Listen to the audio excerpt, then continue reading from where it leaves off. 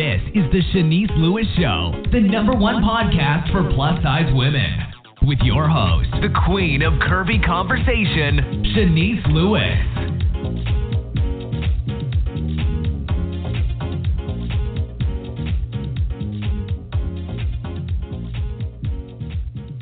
Welcome to the show. I'm your host, Shanice Lewis. Today is Monday, October 1st, 2019. Make sure you're following the show's social media pages on Facebook at The Shanice Lewis Show and on Instagram and Twitter at Shanice Show. And make sure you subscribe on Apple Podcasts, Google Podcasts, Spotify, or your favorite podcasting app. Today, we have a very special guest. Jennifer Barreto Leyva is the editor-in-chief of Belleza XL, the first and only magazine in history dedicated to plus-size people in Spanish. She is also a lawyer, journalist, and activist with over 20 years in the body positive movement. Her work has been celebrated and highlighted by the editor-in-chief of Vogue, Italia. Oh, am I on the air?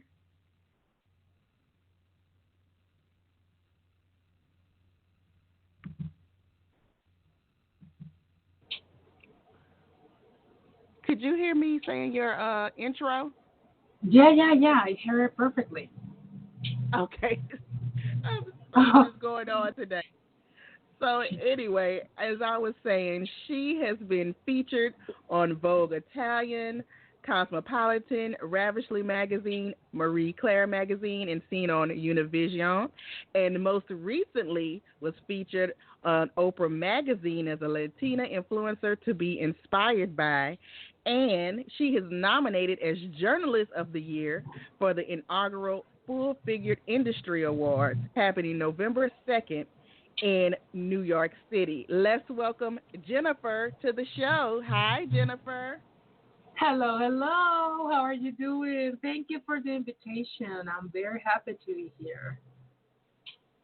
Yes, I'm so excited because you are calling in internationally, so I'm super excited that we can do interviews across the world.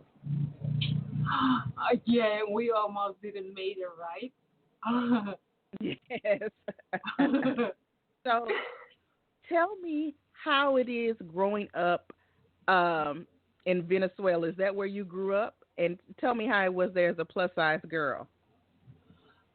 It's tremendously difficult because we are leaders on numbers when it comes to discrimination for appearance and for weight. So the weight stigmas are tremendous. You are pretty much invisible.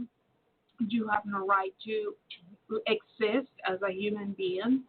As a lawyer, I have to take care of cases of people asking for asylum, being exhausted, of being discriminated due to their weight.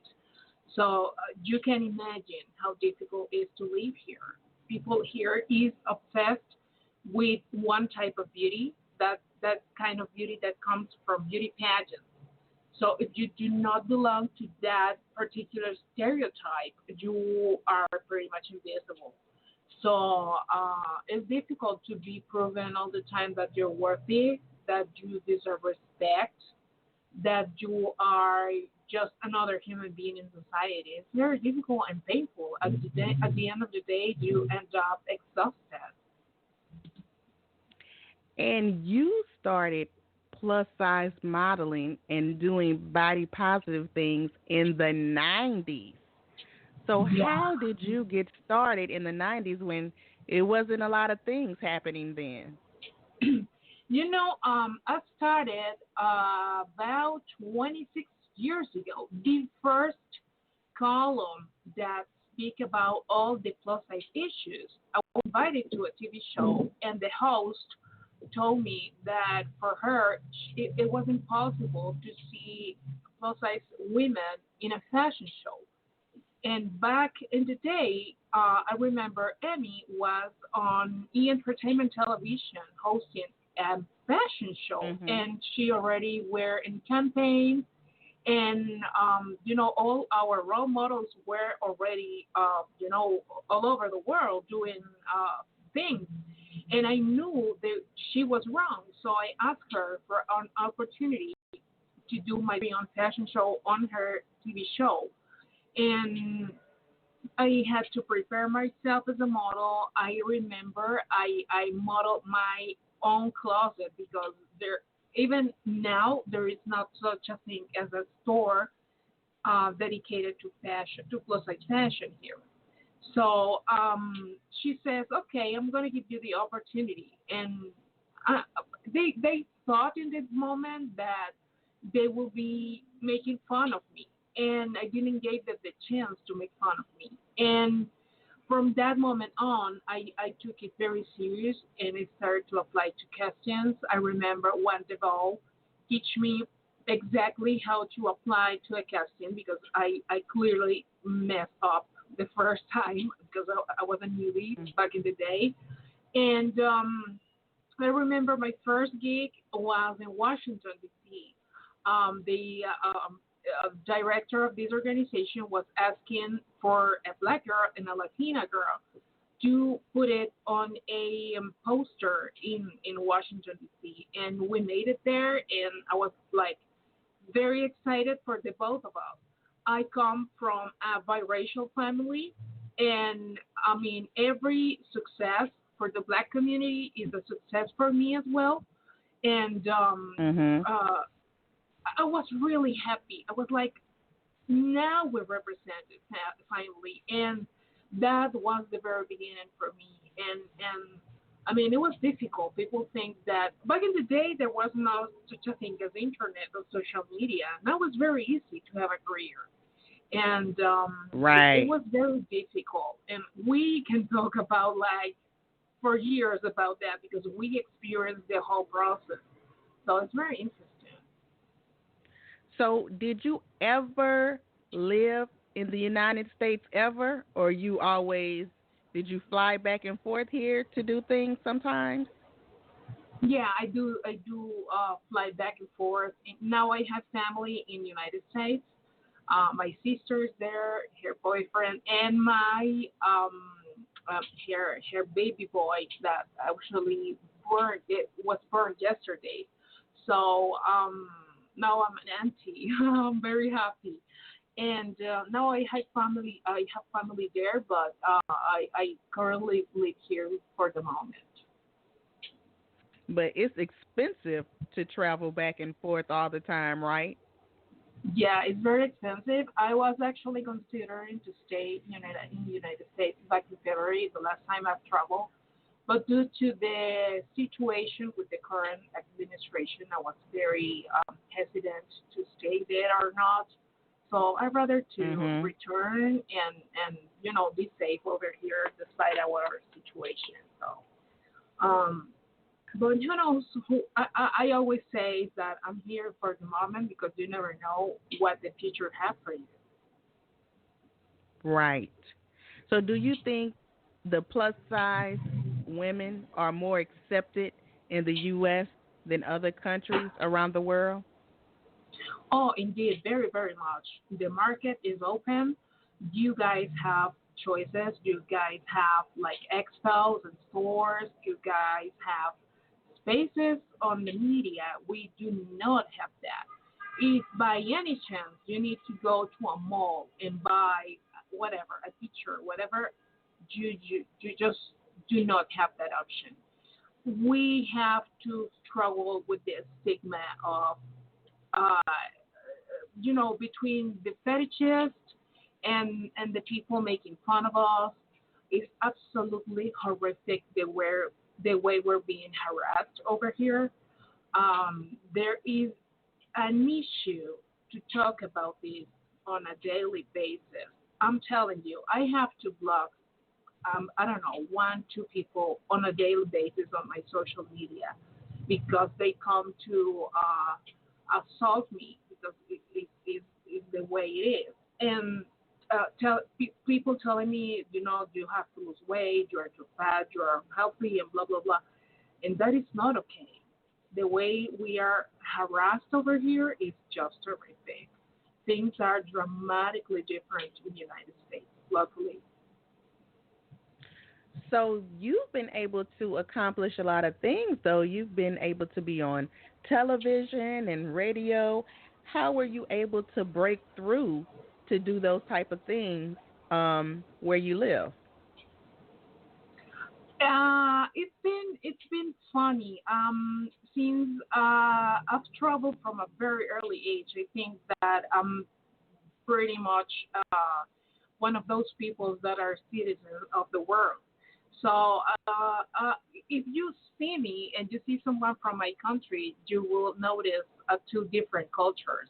I'm more like I don't know, one of these worldwide women, and that I think was like the biggest platform I had to develop and be able to adjust to anything.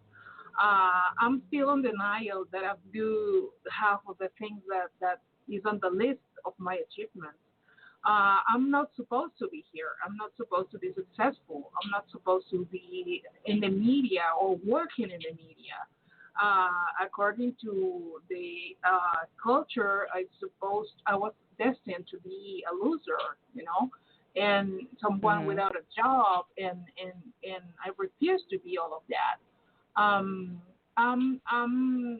easy with every single culture out there, and I think that allowed me to adjust myself and be a little bit of every single culture that I'm able to interact with, and I think that was the key of my success after all. And then you went on to start a magazine. Now tell us how this magazine got started. Happens that I often hear in conversations, and every time I was invited to a different TV show, I've heard like hosts, singers, models, and everybody related to the plus size industry were complaining like, oh, the media did not pay any attention to us. I would love to publish this. I would love to be on the cover of a magazine, but I don't know where if the media is not putting attention to me as a fat person. And I always had the dream to be the person to be able to work this for our community. So one day, this old friend of mine told me, I will give you all the support you need. Let's start this because it's necessary. And I've started. And at the very beginning, I remember I asked to a very known publicist. She is plus size. And I asked her, I want you to be like the person that give me the best review uh, as possible of this project. And she was like, a magazine for fatties? I don't think so. And I think Wow. that, yeah, and it was so discouraging. And I think that was the comment that I need to start on this project and keep going. And so far, it has been difficult, uh, but I mean the fact that we can be the voice of an entire community is an honor, and uh, is good enough to keep going, definitely. And so are you still putting out new issues of the magazine, or is it on hiatus? Right now, we're on a hiatus because I had a horrific situation with the magazine. I had the editorial coordinator, and when you include people on your staff, it's supposed to be people you can trust on. This lady asked me that I had to give her the direction of my project, my magazine. And I said, no. It's like I ask you, I need the control of the Chinese Lewis show. Of course you're going to say no. And she says, okay, since you said no, I'm going to open another magazine and I'm going to be your competition. When I opened this, She's stolen 26 years of my job and put it under her name. You know, so Wow. it was horrific. I was depressed. I was suicidal, and but I'm here. I stood up. I'm glad the community respect the work that we have been doing. You cannot support plagiarism for anything in the world. It's like I have like the Jennifer Lewis show. I mean, everybody will know that it's not such a thing. That I'm copying you, and it's not okay. So Mhm. I'm glad that people recognize and is not supporting this, but I'm still with another projects related to the magazine. We have now a podcast, and the podcast it can be seen now on our YouTube channel. We are going to relaunch the magazine next year, but we still having the magazine alive now more than ever. We still the voice of the plus size Latinos out there. So, are you looking for new writers, new people to work with, or do you have your whole team already set? No, I'm always looking for people that give a new color, a new point of view to the magazine. Because I think the more people there, the more variety, inclusion, and diversity we will have. So everyone is welcome to be there.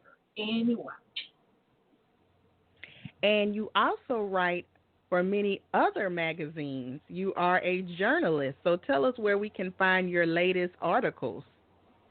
Well, I write for the Huffington Post. I write for an Egyptian magazine. It's called Costani. I write for Tendency Book, which is a Venezuelan magazine. It's dedicated to the luxury world. I talk about fashion, plus size fashion there. And recently, I've been working very hard as a fashion and lifestyle editor in Dubai Fashion News. I'm very happy because that magazine is the most important in the country, and it's a never-ending learning process. The more you learn, the better work you can do. So the Jennifer that started a few months ago and the Jennifer that is speaking to you right now is a totally different Jennifer because I'm being learning in a very loving way, I have to say. And I'm very happy and very, very grateful for that opportunity because um, my work, my 26 years of work have been dedicated to being a voice and open the path for the plus size community. When it comes to the MENA region, the Middle East region, the plus size women have zero voice. So the fact that I'm opening the path there in journalism is a very big deal. And I'm very happy. And as much as I can enlighten and open and give voice to, or at least open the path for other women and other men, for me, I mean, is mission accomplished. And as a daughter of a biracial family, for me, it's very important that all of us have a voice. So I'm very happy. So, do you speak other languages, or are all your articles in the Middle East? Are they in English or Spanish? The articles are in English. I'm learning Arabic, and I gotta tell you, if you ever hear or read something funky, it's because I've learned English on my own. So anything weird that you can hear or any bit of an accent is because of that.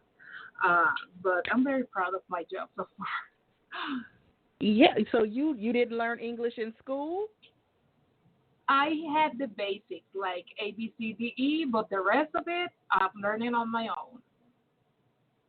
Wow, that is awesome. I Yeah. wish I could.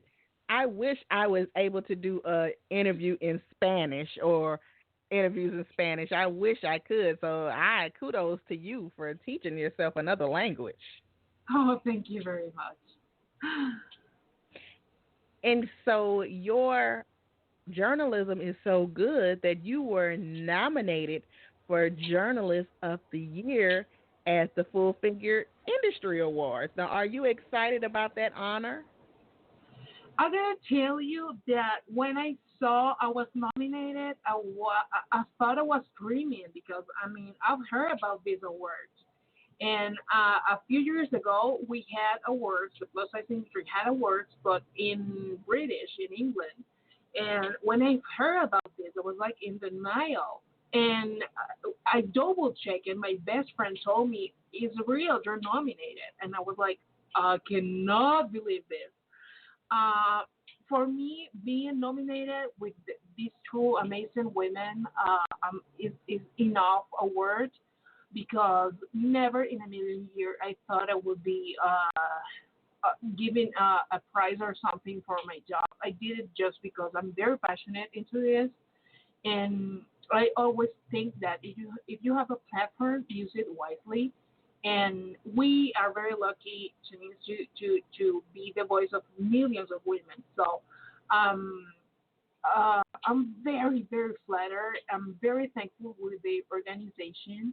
And again, being at work with these two amazing women for me is amazing. And being able to share with you right now and to share spaces with so many women that are doing an amazing job is a huge honor because I know how difficult it is to be here and to have a space and keep it and our integrity is so difficult in such a toxic industry. So I Yes. feel lucky and I feel very honored and I'm grateful seriously for having your friendship and all these women friendship. And I'm excited too that they are honoring people in different categories that maybe would not be recognized by the industry because the industry is so into Instagram now. But there Yeah. have been people doing things way before Instagram was invented. Yeah, right now I'm horrified. I maybe sound like an old lady, but I'm horrified about everything now with Instagram. And if you're not on Instagram, you do not exist. So what about the people that have been working his or her behind for many many years? It's so unfair. And I'm happy, as you said, that people that uh, work their path to be here is being honored. And I truly hope that for the upcoming years, more people are being honored because we know that there is a lot of people out there and deserve to be honored. We have struggled very hard to be here.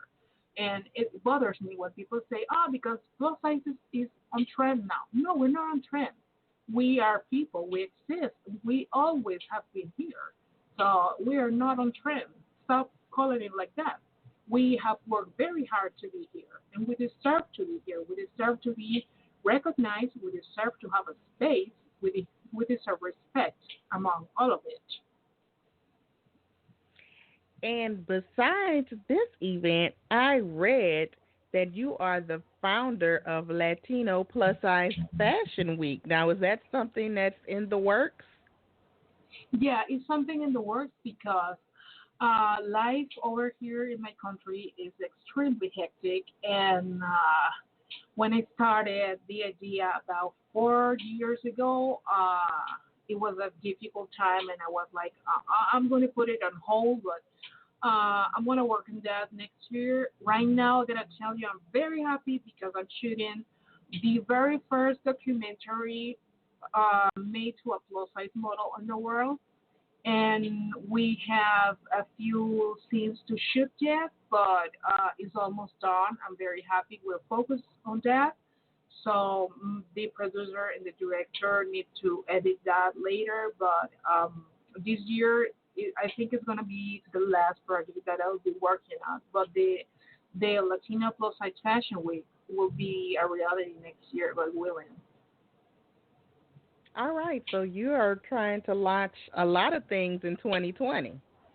Yeah, yeah. I never stop. I think that the moment we stop dreaming, it's like we're dead. And life is so precious. The time is so precious that we need to take advantage of every second to dream and to work in our dreams.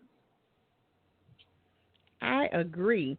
Now, do you have anything else happening that we can be on the lookout for that I didn't mention?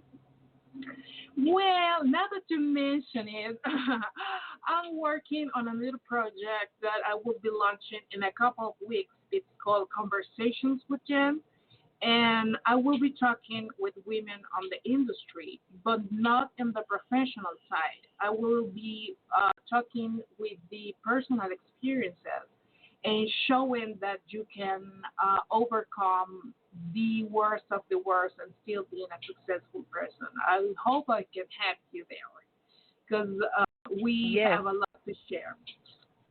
So yes. Now, do I have to speak Spanish? Because I can't speak Spanish. No, it's okay. It will be a bilingual show, so I can hopefully will have you there and a bunch of successful women and men of the industry that can show us that you can overcome anything as much as you want to. So that's pretty much in a couple of weeks. I'm very excited. Nice. Well, congrats on that, and congrats on everything that you've been doing. I thought I was in the industry a long time, but you have me beat. Yeah, I have 26 years now. Yes, that's a long time. Do you think you're going to ever retire, or are you going to always be fighting for body positivity? I mean, I think I will always be part of the industry, but when I get married, if I get married and have kids and stuff, I will be slowed down a bit to dedicate to my family and to myself. But I will always be part of this industry, and you will always be part of this industry. We have come from a long way to not keep going. I mean, we have worked too hard to be here, so we will always be part of the industry. Exactly. So now tell us your official websites and your social media pages so we can keep up with all your projects. Okay, the official website is www.bellezaxl.com, and all my social media is at Jennifer Barreto Leyva. In every social media, you can find me there, and hopefully we can connect and share ideas and amazing content and discuss all the things plus size matters. Yes, well, thank you so much for being on the show. We had some technical difficulties, but I'm so glad that we were able to talk. It turned out perfect. Thank you so much for having me and for all the efforts for make this possible.